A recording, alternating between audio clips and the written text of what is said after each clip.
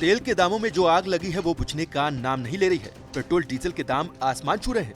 लोगों की बेबस निगाहें बढ़ते हुए मीटर रीडिंग्स को ताकती रहती है, लेकिन फिलहाल बेतहाशा बढ़ते पेट्रोल डीजल के दामों में राहत मिलने की उम्मीद दिखाई नहीं दे रही। पेट्रोल डीजल की कीमतों को जीएसटी के दायरे में लाने की चर्चा बीते कई सालों से उठ रही है। सरकार के मंत्रियों ने इसको लेकर बयान भी दिया है।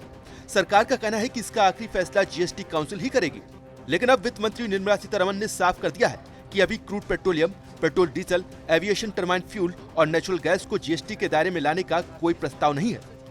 लोकसभा में एक सवाल के जवाब में वित्त मंत्री ने कहा कि पेट्रोलियम प्रोडक्ट्स को जीएसटी के दायरे में लाने को लेकर जीएसटी काउंसिल की तरफ से अभी किसी तरह का सुझाव नहीं मिला है। वित्त मंत्री ने कहा कि उचित समय पर इस प्रस्ताव पर विचार किया जाएगा। वहीं पेट्रोल डीजल की बढ़ती कीमतों को कम करने को लेकर वित्त राज्य मंत्री अनुराग ठाकुर ने कहा कि केंद्र और राज्य सरकारें इस पर मिलकर विचार कर रहे हैं। उम्मीद की जा रही है कि पेट्रोल डीजल पर लगने वाले टैक्स को लेकर जल्द ही कोई फैसला किया जाएगा। पेट्रोल और डीजल की बढ़ती कीमतों से केंद्र और राज्य सरकारों की कमाई बढ़ी, लेकिन आम लोगों की जेब कट गई। असल में पेट्रोल डीजल की इतनी ज्यादा कीमतों के पीछे केंद्र और राज्य सरकारों की तरफ से लगने वाला भारी भरकम टैक्स ही है। अब आप पेट्रोल डीजल पर लगने वाले इस टैक्स के गणित को भी जान लीजिए।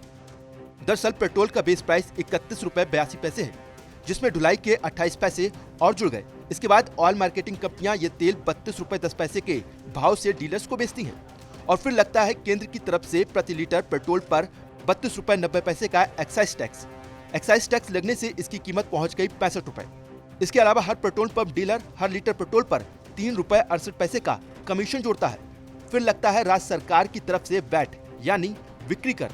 दिल्ली में 20 रुपए 61 पैसे वैट जोड़ दिया जाए तो ये कीमत 89 रुपए 29 पैसे तक पहुंच जाती है। कुल मिलाकर ग्राहक को पेट्रोल 90 रुपए तक मिल पाता है। यही वजह है कि पेट्रोल का दाम उसके बेस प्राइस से 3 गुना हो जाता है। एसबीआई के अर्थशास्त्रियों के मुताबिक देश भर में पेट्रोल का दाम घटकर 75 रुपए और डीजल का दाम 68 रुपए प्रति लीटर पर आ सकता है।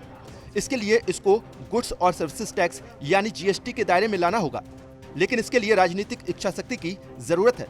दिल्ली और महाराष्ट्र सरकार ने पेट्रोल डीजल को जीएसटी के दायरे में लाने की मांग की है। पेट्रोल डीजल के दाम बढ़ने से सीधा असर महंगाई पर पड़ता है और इससे डिमांड घटती है। खासतौर पर गरीब और हाशिए पर मौजूद तबके के लिए ज्यादा मुश्किलें बढ़ती हैं। महंगाई रोकने का काम सरकार का है, लेकिन सरकार की दुविधा भी बड़ी है। सरकार अगर पेट्रोल डीजल के दामों को घटाती है तो इससे रेवेन्यू में कमी आएगी, और अगर दामों को बढ़ने देती है तो इससे महंगाई और बढ़ेगी। लेकिन अब वित्त मंत्री के बयान से साफ हो गया है कि फिलहाल महंगे पेट्रोल डीजल से जनता को राहत मिलने के आसार नजर नहीं आ रहे।